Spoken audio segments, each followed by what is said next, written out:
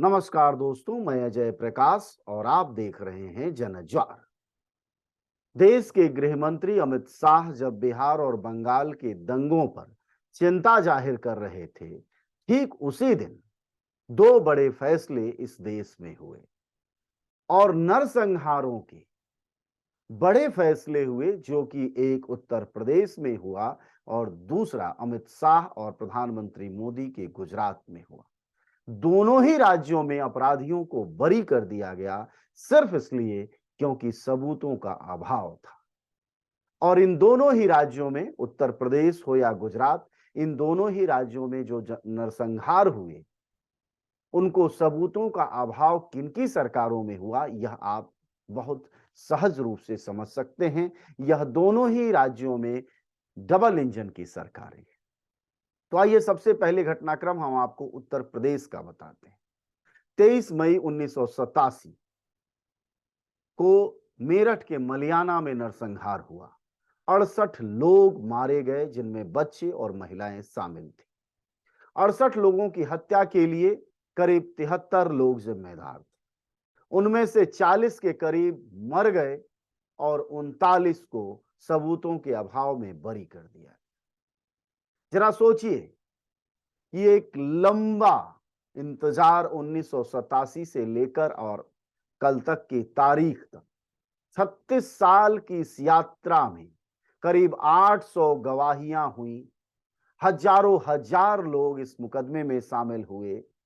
Police, CBI, CBCID, राज्य की जांच, अदालतों के निर्देश पर जांच, सब कुछ हुआ, लेकिन नतीजा सिफर रहा। और जो लोग उन कत्लेआमों के लिए जिम्मेदार थे, उन लोगों की हत्याओं के लिए जिम्मेदार थे, या फिर वह मौत के मुंह में खुद समा गए, और नहीं तो अदालत ने उन्हें बाइज्जत रिहा कर दिया, सिर्फ इसलिए कि सबूत नहीं थे। दोस्तों, दूसरी घटना गुजरात के डबल इंजन सरकार की गुजरात नरसंहार 2002 की है। वहां गुजरात के गांधीनगर जिले के कल्लोल शहर में 2002 के सांप्रदायिक दंगे में करीब 1 दर्जन से ज्यादा अल्पसंख्यक समुदाय के लोगों की हत्या हुई और बलात्कार हुए। इस मामले में कुल 39 आरोपी थे, अभियुक्त थे। उनमें से 39 में से 13 की मौत हो गई और सबूतों के अभाव में 26 को छोड़ दिया गया।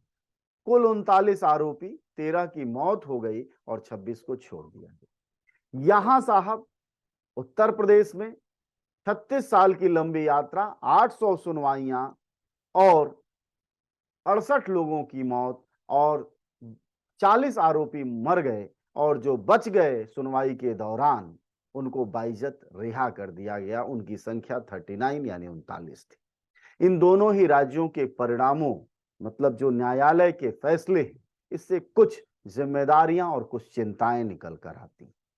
आप यकीन करिए कि 1987 में जब उत्तर प्रदेश के मेरठ के मलियाना में दंगा हुआ, तो वहां अल्पसंख्यक समुदाय के 68 लोग मारे गए।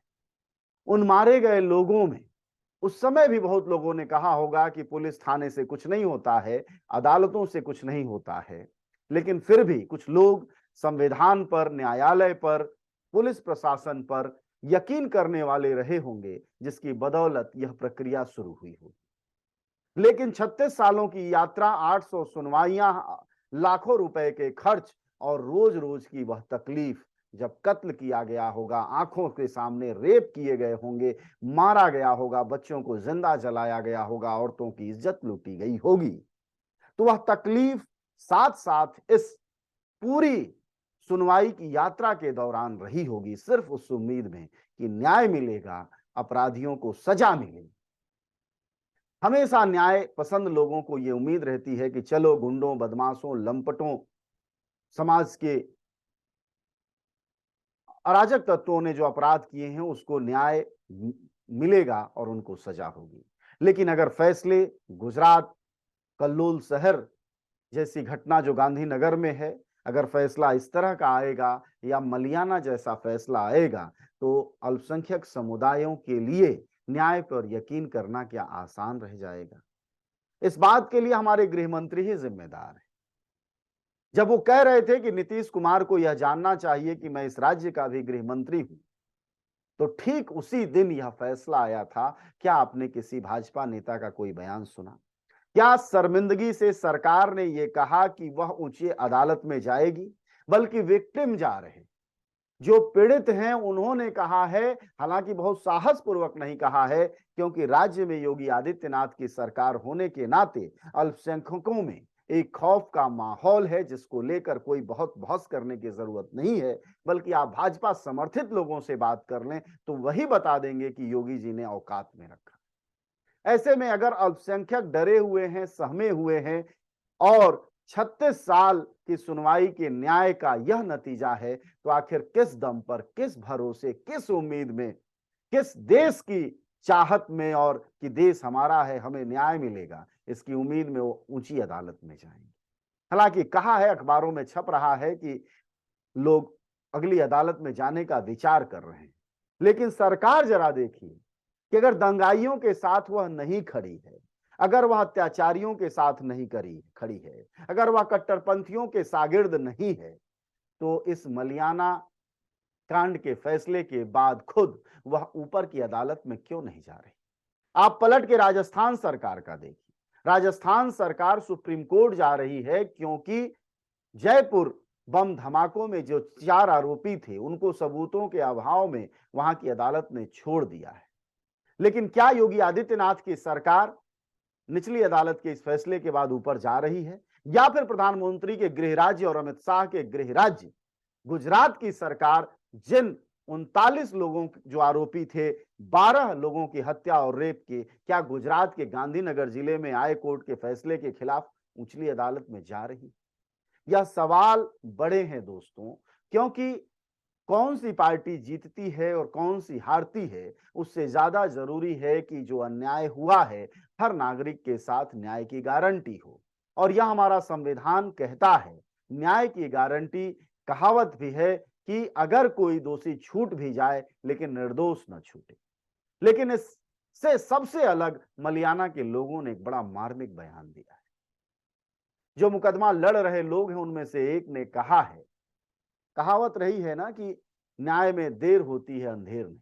उसने कहा है कि यहां देर भी है और अंधेर भी। यह कितना खौफनाक है सब कुछ, कि एक नागरिक, जो समूह है, समुदाय है, वह घनघोर निराशा में है कि पुलिस हमारी नहीं, राजनेता हमारे नहीं, सत्ताधारी हमारे नहीं, सांसद विधायक चुने हुए हमारी नहीं सुन रहे, लेकिन कम से कम अदालतें तो सुनेंगी। जो कि कहा जाता है कि वह दूसरी बड़ी संस्था है, जहां की विपक्ष के लोग, हताश लोग, कमजोर लोग पहुंचते हैं। लेकिन अगर उनके फैसले इस तरह के हैं, जो मलियाना और गांधीनगर के फैसलों में साफ नजर आ रहा है, तो आप यकीन करिए कि लोगों का इस बात से भरोसा उठता चला जाएगा कि दंगों के बाद, नरसंहारों के बाद भी कोई न्याय होता है। इससे क्या होगा कि आतंकवाद की प्रवृत्ति बढ़ेगी, बदला लेने की मानसिकता पीढ़ी दर पीढ़ी बढ़ेगी, क्योंकि उदाहरण सामने होगा,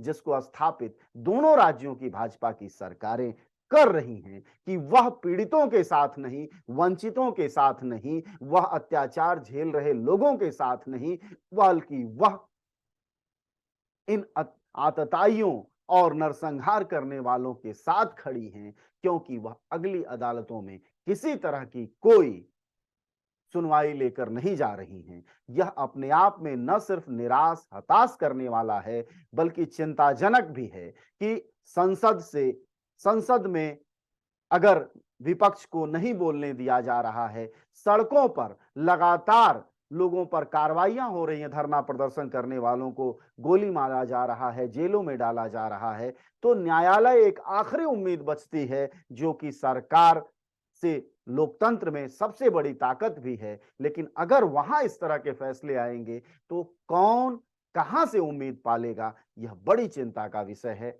आप सब, मुझे उम्मीद है कि इस कंसर्न, इस बात से साबका रखेंगे, सहमत होंगे कि हमारी संस्थाएं वाकई कमजोर ही नहीं हो रही हैं, बल्कि लचर हो रही हैं, और इस कदर लचर हो रही हैं कि जजों की भूमिका भाजपा के पार्टी कार्यालय की तरह बनती जा रही है, जो बेहद खतरनाक है लोकतंत्र के। आप सब जानते हैं कि जनज्वार का खर्च आपके जनसहयोग की बदौलत चलता है। आप भी जनसहयोग में शामिल हों और आजाद और स्वतंत्र पत्रकारिता को बनाए रखने के हमारे इस महाअभियान में शामिल हों। हमें इंतजार रहेगा आपके सहयोग का, क्योंकि आपका सहयोग ही हमारी मजबूती का सबसे ताकतवर रास्ता है। धन्यवाद साथियों।